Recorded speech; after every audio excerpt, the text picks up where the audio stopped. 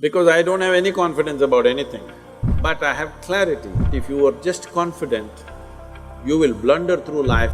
You must extinguish your confidence and bring clarity.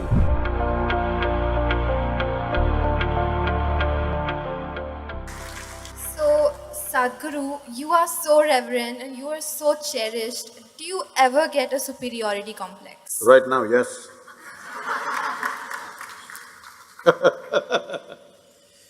See, the question is not about superiority complex, inferiority complex, poverty complex or wealthy complex.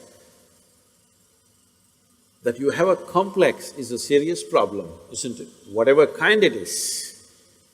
What a complex means is, you have assumed something about yourself and you have concretized that assumption. In such a way, you make a bloody fool of yourself wherever you go. Do I look like that? Hello? Do I look like I'm making a bloody fool of myself with you? No. No. So, no complex of any kind. But then our confidence fluctuates every day. So, what do you have to say about that? Because I don't have any confidence about anything. I just have clarity. People think I have knowledge. No, my head is empty.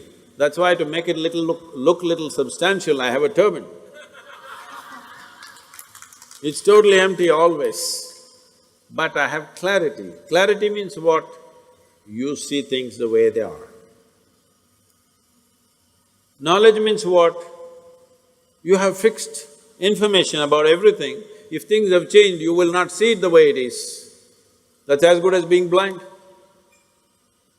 See, people think owls are blind. It's not true. Their vision is far more sensitive than yours. But because of sunlight, they're blinded because it's too much. When light goes down, he sees very clearly. Not because he's blind, because his eyes are super sensitive. So, it's important that you bring clarity to your life, not knowledge, because knowledge is conclusions that you gather. Knowledge is okay when you're trying to do something physical, material in the world, but not with life. Is it true? What you thought was absolute at the age of 12, today is not true? Yes or no? Are you sure that whatever you think is this is it right now, will be this is it in another 3 years' time? Of course not. You know that. So you know you're wrong. Yes or no? Yes. So you know anyway you're wrong. So why assert the wrong things? Well, right now we are wrong, at least let's manage with little more conscious. If you know you're wrong, you will walk carefully, isn't it? Hello? But you think you're absolutely correct, then you will do stupid things and you blunder around the world.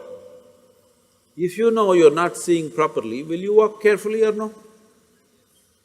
If I ask you to walk through a dark room, suppose we turn off all the lights and close it down, everything, pitch dark, if I ask you to walk, suddenly will you become super alert and conscious as to how you walk? But when the lights are on, you're just going unconsciously, bumping into everybody. So if you learn to walk every moment, like there are no lights and you're looking at everything absolutely carefully, then what you see clearly, you go through it, what you don't see clearly, you hesitate, some places you take a little bit of chance.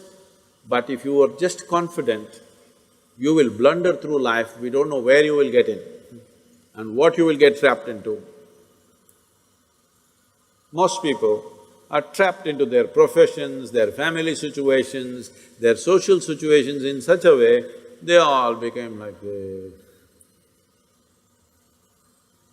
Yes, already I'm seeing not just older people, youth have become like this. What will happen to me at the end of my life? What will happen to me at the end of my life? I'm already revealed the secret, you will die. But Sadhguru, if this happens, what to do? If that happens, what to do? all those things will happen. It's not that everything will happen in your life the way you like it, things will happen in the way you don't like it. It once happened, Shankaran Pillai got fired from his job simply because he asked a question, smoking or not non-smoking. How can you get fired for asking such a simple question? Smoking or non-smoking, he asked, and he got fired. Because what he was supposed to ask was cremation or burial.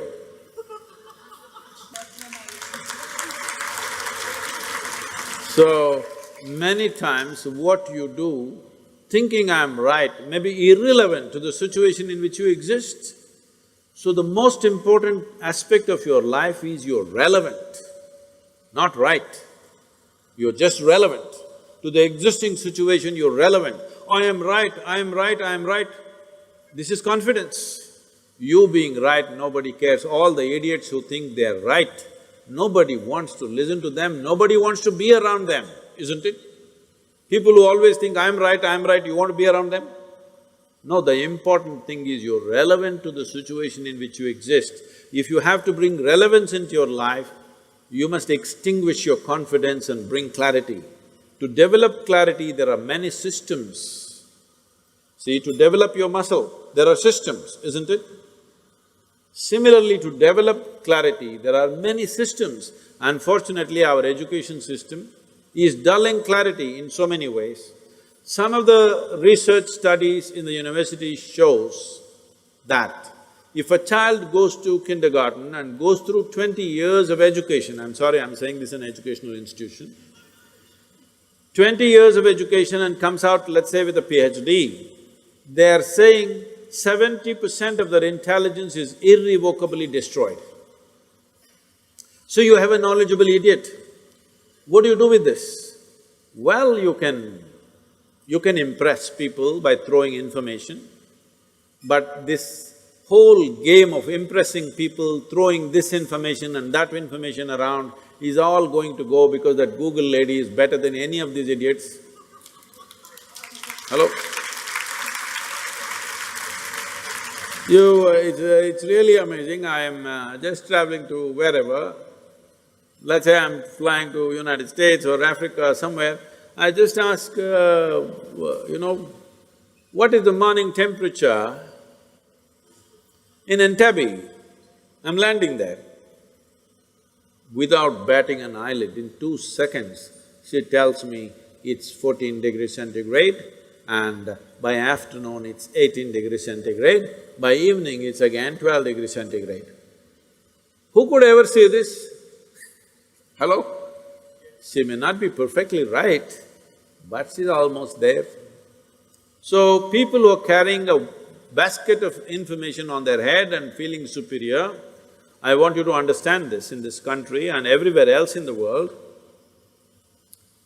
In not the previous but the previous generation, somebody who could read a book was seen godlike because everybody else was illiterate. And people thrived simply because they can read the Gita or the Bible or something else. They thrived simply because they can read. But once everybody can read, we are ignoring those people completely. Yes or no? Hello? So, people who are carrying information and feeling superior, they will all be made into nothing in the next 15 to 20 years' time. Once artificial intelligence becomes all over the place, information will mean nothing because it'll be available everywhere. By then, you must be competent to do something beyond information. This is why I'm with you.